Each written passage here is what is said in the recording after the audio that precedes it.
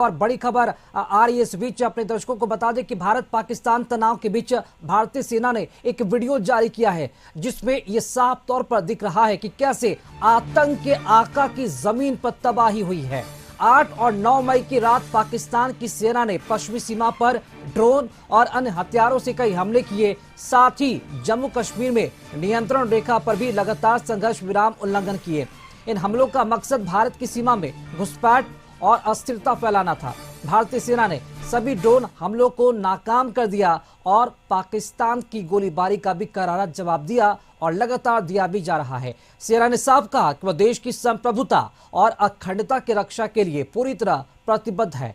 पाकिस्तान की किसी भी नापाक साजिश का जवाब पूरी ताकत से दिया जाएगा। ये सब तब हुआ जब भारत के ऑपरेशन सिंदूर से बौखलाकर पाकिस्तान की सेना ने गुरुवार रात भारत के उत्तरी और पश्चिमी क्षेत्रों में कई सैन्य ठिकानों पर ड्रोन और मिसाइल हमलों की कोशिश की, लेकिन भारत ने S-400 एयर डिफेंस सिस्टम के जरिए इन हमलों को नाकाम कर दिया। और ये हमला दिखाता है, दर्शाता है कि हमारी भारतीय सेना कितनी जो है तैयार है, तत्पर है और लगातार मुंहतोड़ जवाब देकर उस नापाक इरादे को उनके मंसूबे को लगातार विफल करते हुए नजर आ रही है। अंकित हमारे साथ लगातार जुड़े हुए हैं। अंकित, भारत पाकिस्तान तनाव के बीच भारतीय सेना ने जो वीडियो जारी किया है, साफ तौर पर झलक रहा है कि जो पाकिस्तानी फौज है, पाकिस्तान की जो आर्मी है वो घुटने टेक नहीं रही है, लेकिन लगातार देखा जा रहा है कि भारतीय सेना जिस तरह से जवाबी कार्रवाई कर रही है उसके पास कुछ बचा नहीं है। और अगर यही हाल रहा तो वाकई में वो दिन दूर भी नहीं जब पाकिस्तान को घुटने टेकने पड़ेंगे। क्या लगता है कि पाकिस्तान बाज क्यों नहीं आ रहा है?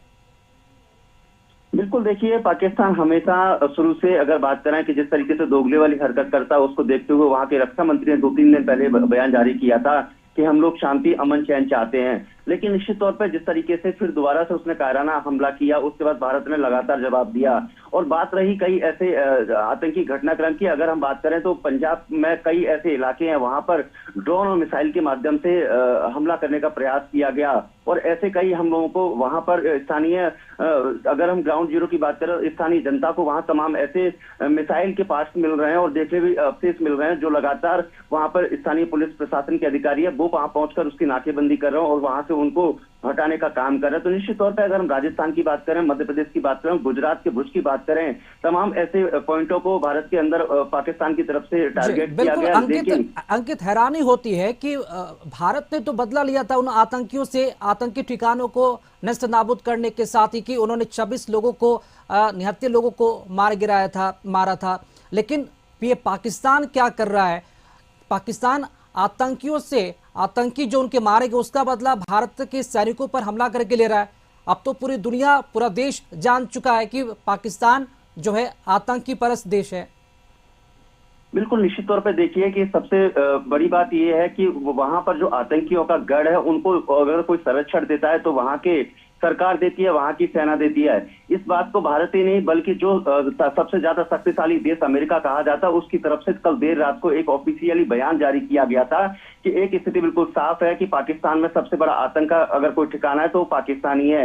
वहां की सेना लगातार उन तमाम, आपने ऐसे वीडियोज देखे होंगे जो देश के प्रधानमंत्री नरेंद्र मोदी के द्वारा तकरीबन 5 से 6 दिन पहले कहा गया था कि जिन आतंकियों ने हमारे टूरिस्टों पर प्रहार किया है हम उनको तो मारेंगे ही, लेकिन उनके जो आका का ठिकाना है उनको भी नास्ते नाबूद कर देंगे। तो ऐसे में भारत की तरफ से जो ऑपरेशन सिंदूर नाम दिया गया, पहला जो काम किया गया उन सभी आकाओं को एकदम ठिकाने लगा दिया गया। उनके जो वहां पर आतंकी गतिविधियां होती थी उनको बिल्कुल खत्म करने का काम भारतीय सेना की तरफ से किया गया। तो निश्चित तौर पर जो आका बैठे हैं पाकिस्तान में उन सब लोगों को जो संरक्षण देने का काम किया जाता है पाकिस्तान की सरकार देती है और कहीं ना कहीं वहां की सेना के जो तमाम अधिकारी हैं वो भी संरक्षण देती है। और आपने देखा भी होगा कि जिस तरीके से ऑपरेशन सिंदूर चलाया गया और वहां पर जो आतंकी ठिकानों को हटाया गया उसके जनाजे में वहां के तमाम जो सरकार के जो मंत्री है वो इस जनाजे में शामिल, आतंकियों के जनाजे में शामिल हुए थे।